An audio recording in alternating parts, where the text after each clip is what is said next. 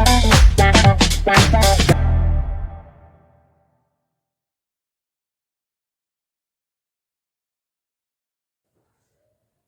Students, chemical reaction and equation part 5 chapter 10th class का कर रहे हैं हम केमिस्ट्री। तो इसमें हम टाइप्स ऑफ केमिकल रिएक्शन शुरू किया था मैंने, और प्रीवियस वीडियो में मैंने आपको कॉम्बिनेशन रिएक्शन और डिकम्पोजिशन रिएक्शन को के कुछ एग्जाम्पल्स दिए थे। अब फर्दर एक्सप्लेन करूंगी डिकम्पोजिशन रिएक्शन को। इसको थर्मल डिकम्पोजिशन भी कहते हैं। तो व्हाट इज थर्मल डिकम्पोजिशन? मैंने बताया था डिकम्पोजिशन का मतलब क्या होता है? ब्रेक डाउन होना, टूटना। किसका? जो कोई भी कंपाउंड या मॉलिक्यूल को हीट करने पे टूट जाना, दैट इज कॉल्ड डिकम्पोजिशन।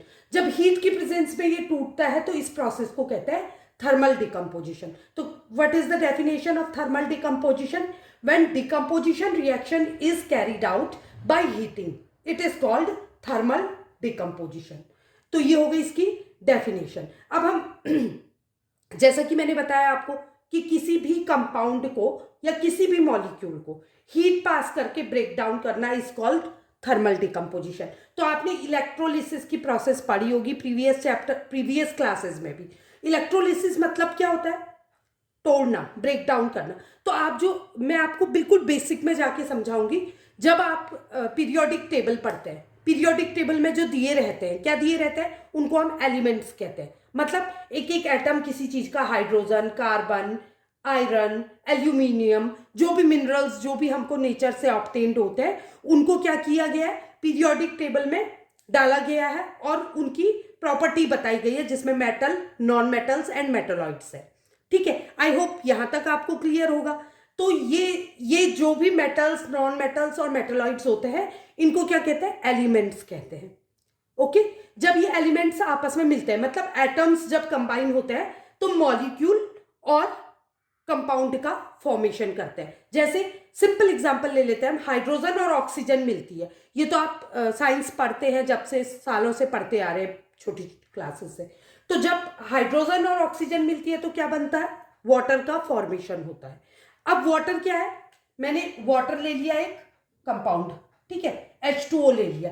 तो अगर मुझे इसको डिकम्पोज करना है, तो मतलब इसका ब्रेक डाउन करना है, इसको तोड़ना है, किसमें?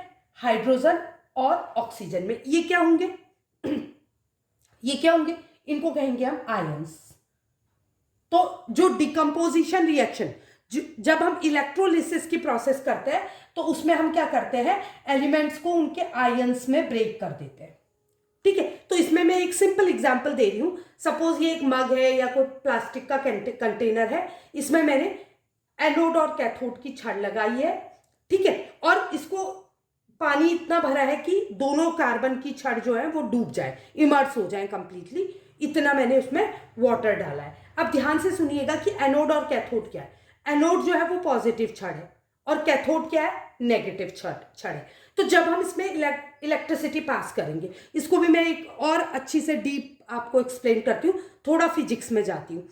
इलेक्ट्रिसिटी आप किसको कहते हैं?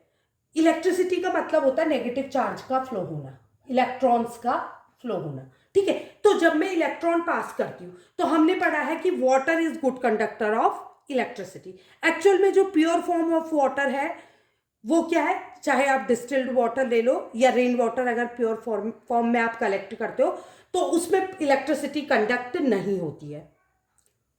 बट जब इसमें पॉल्यूटेंट्स, मिनरल्स ऐड ऑन हो जाते हैं, तो ये, या सॉल्ट या शुगर आप डाल देते हो, तो ये क्या करता है? अपने से इलेक्ट्रिसिटी को कंडक्ट करवाता है। Pure form of water is not good conductor of electricity. तो हम नॉर्मल वाटर लेते हैं और इसमें इलेक्ट्रिसिटी फ्लो करवाते हैं। तो मैंने क्या कहा? इलेक्ट्रोलिसिस की प्रोसेस क्या है? जो भी मॉलिक्यूल्स हैं उनका ब्रेकडाउन, या जो भी कंपाउंड है उनको आयंस में तोड़ना इज कॉल्ड इलेक्ट्रोलिसिस। और वही डिकम्पोजिशन रिएक्शन है, H2O को तोड़ना हाइड्रोजन और ऑक्सीजन में। तो आप इसको कैसे शो करेंगे इस एग्जांपल को? देखिए, आपने इलेक्ट्रिसिटी पास की, जैसे ही इलेक्ट्रिसिटी वाटर में आएगी, वाटर को तोड़ देगी। वाटर किससे बना है? हाइड्रोजन और ऑक्सीजन से। हाइड्रोजन क्या है? H पॉजिटिव आयन में टूट जाएगा, ऑक्सीजन नेगेटिव चार्ज। इसके लिए आपको पीरियोडिक टेबल देखनी पड़ेगी। मेटल्स का चार्ज पॉजिटिव होता है और नॉन मेटल्स का चार्ज नेगेटिव होता है। क्यों होता है?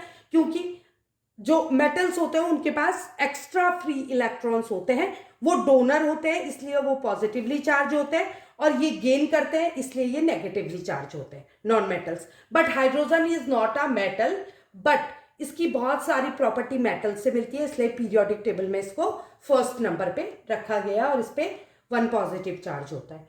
तो अब क्या होगा, ये अपने आयंस में ब्रेक हो जाएंगे, hydrogen H positive and O negative. तो इसको हम कैसे कलेक्ट करेंगे, हम देखेंगे दोनों जगह जो एनोड और कैथोड है इसमें हमको बबल्स दिखेंगे। किसके बबल्स?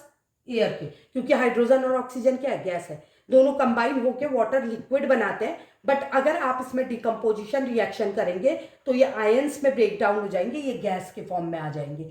तो ये गैस हमको, हाइड्रोजन कहाँ दिखेगी, पॉजिटिव चार्ज जो है नेगेटिव की ओर अट्रैक्ट होगा, नेगेटिव चार्ज पॉजिटिव की ओर। तो ऑक्सीजन कहाँ दिखेगी हमको, एनोड में, एनोड पॉजिटिव छड़ है, और हाइड्रोजन किस में दिखेगी, कैथोड में। और इस प्रोसेस को हम क्या कहेंगे, इलेक्ट्रोलिसिस की प्रोसेस, जिसके द्वारा हम क्या करते हैं, वाटर को डिकम्पोज करते हैं। यानी कि यहां पर को हमने डिकम्पोजिशन रिएक्शन का एक और एग्जाम्पल पढ़ लिया। इसके अतिरिक्त हम ले सकते हैं, अगर हम सिल्वर क्लोराइड लेते हैं तो जो सिल्वर क्लोराइड होता है उसको अगर हम चाइना डिश में रखेंगे, ठीक है, और सनलाइट के सामने, धूप के पास जहां लाइट आ रही है वहां पर को अगर हम रखेंगे तो क्या होता है, जो AgCl होता है, एल्यूमिनियम क्लोराइड होता है, sorry not aluminium chloride but silver chloride.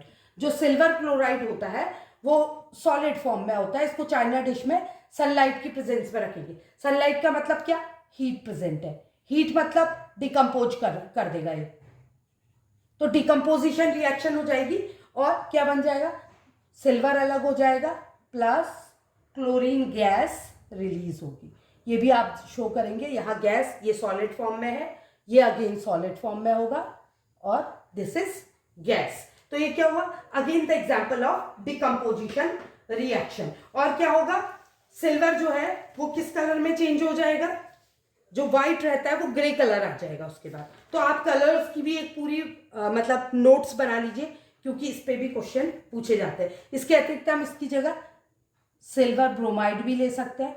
तो सिल्वर ब्रोमाइड में भी ब्रोमाइड, ब्रोमीन का चार्ज कितना होता है, नेगेटिव चार्ज होता है 1। तो ये सॉलिड फॉर्म में होगा, सनलाइट की प्रेजेंस में अगेन इसका ब्रेकडाउन हो जाएगा, 2Ag solid plus Cl2 gas release होगी।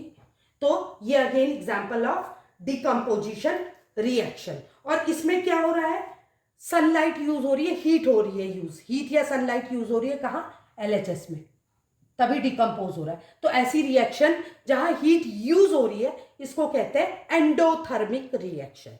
और ऐसे याद करेंगे हम, LHS में अगर हीट एंड हो जाती है, यूज हो जाती है मतलब एंड हो जाती है, तो उसको कहते हैं एंडोथर्मिक रिएक्शन। ट्रिक बता रही हूं आपको। और अगर एंड नहीं होती है तो अपोजिट, मतलब RHS में अगर हीट निकलती है तो that is called exothermic reaction.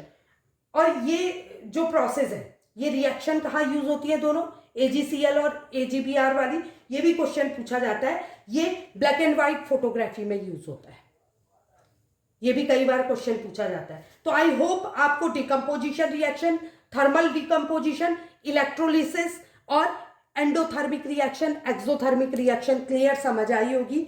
अगर आपको वीडियो अच्छा लगा तो प्लीज लाइक, सब्सक्राइब और शेयर करें। Thank you.